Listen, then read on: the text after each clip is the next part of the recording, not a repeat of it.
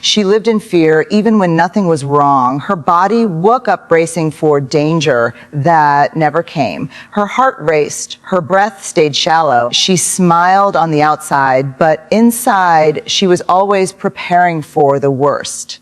Fear wasn't a thought. It was a habit her body had learned. For years, she believed she was broken. But the truth was this: her nervous system was exhausted from protecting her for too long. When you live in survival mode, calm feels unfamiliar, peace feels unsafe, and rest feels like a threat. But one day, she learned something that changed everything. Her body wasn't her enemy. It was asking to feel safe. So she slowed down. She breathed deeper. She stopped judging herself for needing rest. She chose gentleness over grit, and slowly her body listened. As her nervous system stabilized, her thoughts softened, her fear loosened its grip. She no longer reacted. She responded. She no longer survived. She lived. Because when the body feels safe, the soul finally has room to rise. And that is when she realized healing isn't about becoming someone new. It's about returning to who you were before fear took over. Fear does not always begin as a thought. Many people believe fear lives only in the mind, but in truth, it often lives much deeper. It settles into the body quietly and patiently, tightens the shoulders before the brain understands why. It shortens the breath without asking permission. It keeps the heart beating faster, even in moments that should feel calm. Fear becomes a physical memory. It is learned through experiences, through repeated stress, through moments when the body had to protect itself long before the mind could make sense of what was happening. When fear lives in the body, logic alone cannot remove it. You can tell yourself you are safe, yet your hands still shake. You can know the danger has passed, yet your chest still feels heavy. This is because the nervous system remembers what the mind tries to forget. It remembers the nights of uncertainty, the moments of silence before something went wrong, the times when being alert was the only way to survive.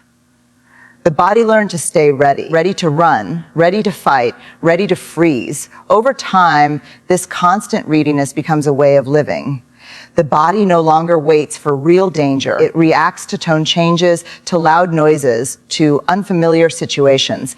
Fear becomes automatic, not intentional. And the person living inside that body often believes they are weak or anxious or flawed. But the truth is far more compassionate. The body is doing exactly what it was trained to do.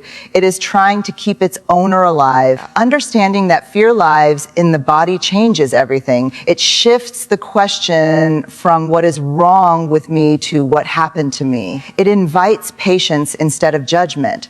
It opens the door to healing that begins with safety, not force. Because you cannot shame a nervous system into calm. You cannot rush a body into trust.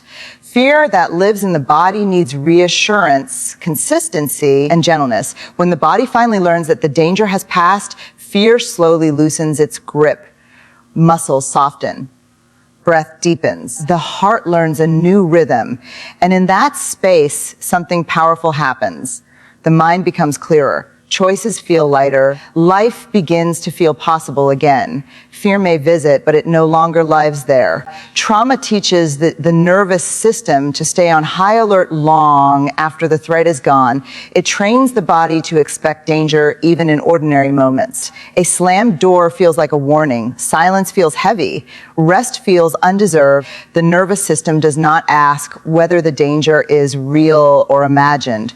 It only asks whether it has felt something similar before. When the answer is yes, it responds instantly, flooding the body with stress chemicals, tightening muscles, and preparing for survival. This is how trauma lives on without words. It does not always show up as memories or clear images. Often it appears as tension, as exhaustion, as an inability to relax even in safe spaces. The body becomes a watchtower, constantly scanning for what might go wrong. It listens to tone instead of words. It reads faces instead of facts. It prepares for impact before the mind can catch up. This is not overreacting. This is conditioning. Over time, living on high alert becomes deeply tiring. The body was never meant to stay in survival mode forever. Yet trauma convinces the nervous system that lowering its guard is dangerous. Calm feels unfamiliar. Joy feels suspicious. Stillness feels like a trap. The person may crave peace, but feel restless when it arrives. They may long for safety, but not know how to receive it. The nervous system learned to equate tension with protection. This state of constant vigilance affects every area of life. Relationships feel unstable. Sleep becomes shallow. Decisions feel overwhelming. The body spends so much energy preparing for threats that there is little left for creativity, connection, or pleasure. And yet, the person often blames themselves. They think they should be stronger, braver, more in control. They do not realize their nervous system is working overtime to keep them safe.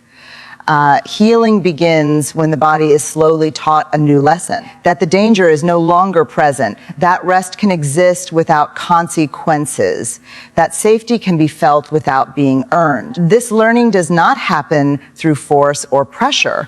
It happens through repetition, through gentle experiences of calm, through moments of regulation that slowly rewrite old patterns. When the nervous system learns it no longer has to stay on high alert, life changes quietly but profoundly. The body softens, the mind steadies, reactions slow down. And for the first time in a long time, the person is not just surviving. They are finally allowed to live. Living in survival mode is not living at all. It is existing inside a narrow tunnel where every choice is shaped by fear and urgency. When the nervous system is trapped in survival, life becomes about getting through the day rather than experiencing it. The body wakes up already tense. The mind races through worst-case scenarios. Even moments of success or happiness feel fragile, as if they could disappear at any second. Survival mode keeps the focus on what might go wrong instead of what could go right. In this state, the world feels smaller.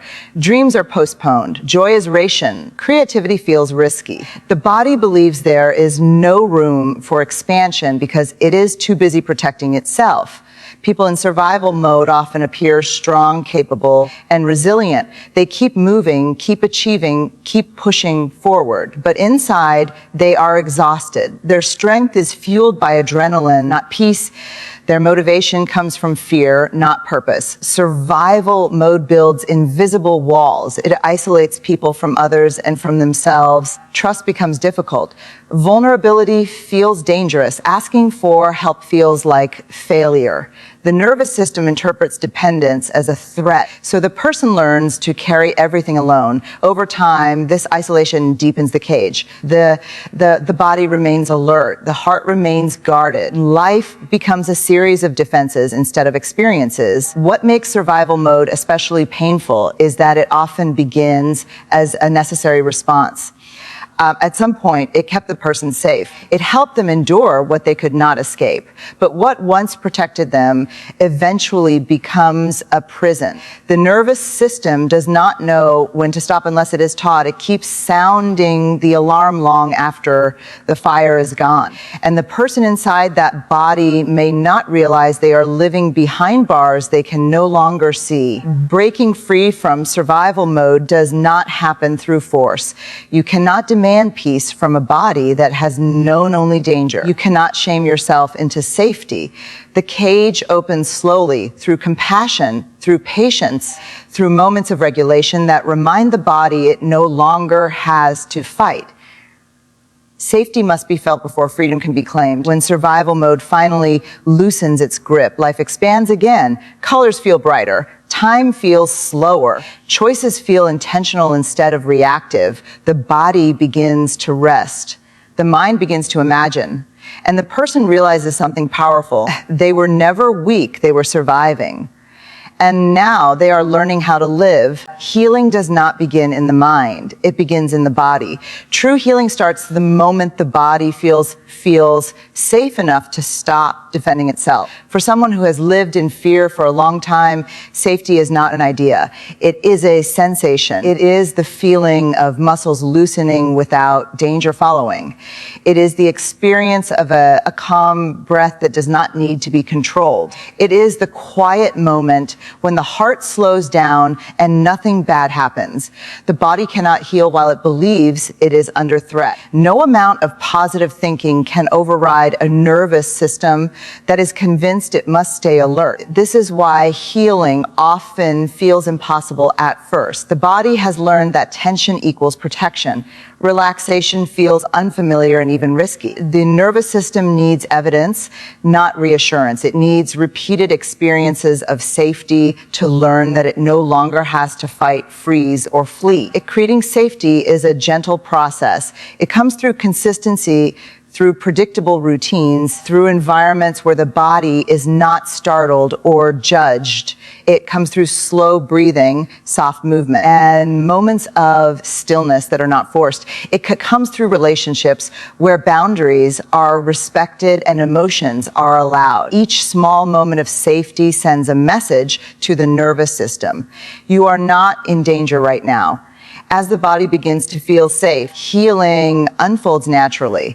Emotions that were locked away start to surface, not to overwhelm, but to be released. The body no longer needs to hold everything in. The mind becomes clearer because it is no longer flooded with stress signals. Decisions feel easier. Presence becomes possible. The person begins to respond to life instead of bracing against it. This kind of healing is not dramatic or instant. It is quiet and steady. It happens in ordinary moments, in choosing rest without guilt, in allowing joy without waiting for something to go wrong, in trusting the body enough to listen to its signals instead of fighting them. Over time, these moments add up. When the body truly feels safe, it no longer lives in the past or fears the future, rolls into the present. And in that present, healing is no longer something to chase. It becomes a state of being. The body softens, the nervous system regulates, and life begins to feel like something that can be lived, not endured. Rest is often misunderstood in a world that celebrates constant effort and endless productivity. Many people are taught that stopping means falling behind and that slowing down is a sign of weakness. But the body knows a deeper truth. Rest is not quitting, it is repairing. It is the space where recovery begins and where strength is quietly rebuilt. Without rest, the body cannot heal and the mind cannot reset. When someone has lived in survival mode for a long time, rest can feel uncomfortable. Stillness may trigger guilt or anxiety. The nervous system may interpret rest as danger because it learned that staying alert was necessary for survival. In those moments, exhaustion feels normal and rest feels undeserved. But the body was never designed to run without pause. A constant tension drains energy and dulls clarity. Rest is the body's way of restoring balance. True rest is more than sleep. It is the permission to stop pushing. It is the choice to pause without explaining or justifying it. It is allowing the breath to slow down and the muscles to soften. Rest gives the nervous system a chance to recalibrate. It lowers stress hormones and invites calm back into the body. In that calm, the body begins to repair what stress has worn down. The rest is also an act of self-respect. It says that your well-being matters more than constant performance. It challenges the belief that worth is earned through exhaustion. When you rest, you are not wasting time. You are investing in your capacity to live fully. Recovery strengthens resilience in ways force never can. It allows creativity to return and focus to sharpen. It gives emotions space to settle. Many people fear rest because they believe everything will fall apart if they stop. But the opposite is often true. When rest becomes part of life, decisions become clearer, reactions soften, the body responds instead of reacting. Rest creates a foundation where growth can happen without burnout. Choosing rest is not giving up on ambition or purpose. It is sustaining them. It is understanding that recovery fuels progress. The strongest systems in nature move in cycles of activity and restoration. Humans are no different. When rest is honored, the body feels safer. When the body feels safer, healing deepens. Rest is not a reward for finishing everything. It is a requirement for continuing. And when embraced without guilt, it becomes a powerful form of recovery that restores the body, steadies the mind, and reconnects a person to their natural rhythm of life. When regulation enters the body, clarity follows. A regulated nervous system creates space between stimulus and response. Instead of reacting automatically, the mind gains time to choose. Thoughts become steadier, emotions become easier to understand. The inner noise that once demanded constant attention begins to quiet. Regulation does not erase challenges, but it changes how they are met. Confidence grows naturally from this steadiness. When the body feels balanced, self-trust strengthens. Decisions no longer come from fear or urgency. They come from awareness. A regulated nervous system allows a person to listen inwardly instead of scanning constantly for external threats. This internal stability becomes the foundation of confidence, not the loud or performative kind, but the quiet certainty that says, I can handle this. Courage also changes its shape. In survival mode, courage often looks like endurance, pushing through, holding everything together at any cost. But when the nervous system is regulated, courage becomes softer and softer at the same time. It shows up as honesty, as boundaries, as the willingness to rest. It allows a person to face difficult truths without being overwhelmed by them. Regulation brings emotional flexibility. Feelings can rise and fall without taking control. Stress does not immediately turn into panic. Sadness does not automatically become despair. The body learns that emotions are experiences, not threats. This understanding creates freedom. Life feels less extreme and more navigable. The nervous system no longer swings between chaos and shutdown. It finds a middle ground where stability lives. With regulation, relationships also shift. Communication becomes clearer. Listening improves. Reactions soften. When the body is calm, connection feels safer. There is less need to defend or withdraw. Trust becomes possible because the nervous system is no longer expecting harm at every turn.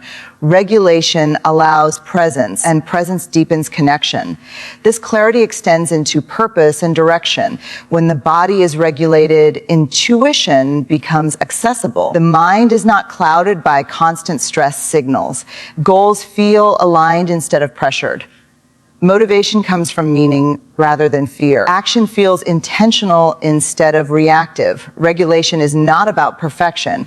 It is about returning to balance again and again. Each time the nervous system settles, it reinforces safety. Over time, this repeated regulation reshapes identity. A person no longer sees themselves as anxious or overwhelmed. They begin to see themselves as capable and grounded. When the nervous system is regulated, clarity guides choices, confidence grows from within. Courage becomes sustainable, and life is no longer driven by fear, but led by awareness, strength, and calm presence. In the end, everything returns to safety. Fear fades when the body no longer feels threatened. Survival loosens its grip when the nervous system learns it does not have to stay on guard. Healing unfolds not through force, but through patience, rest, and regulation. When the body feels safe, the mind becomes clear. When the mind is clear, life opens again. What once felt overwhelming becomes manageable. What once felt impossible becomes achievable. This is not the end of fear, but the beginning of balance. And in that balance, strength is no longer built on struggle, but on calm, confidence, and the quiet power of feeling at home within yourself.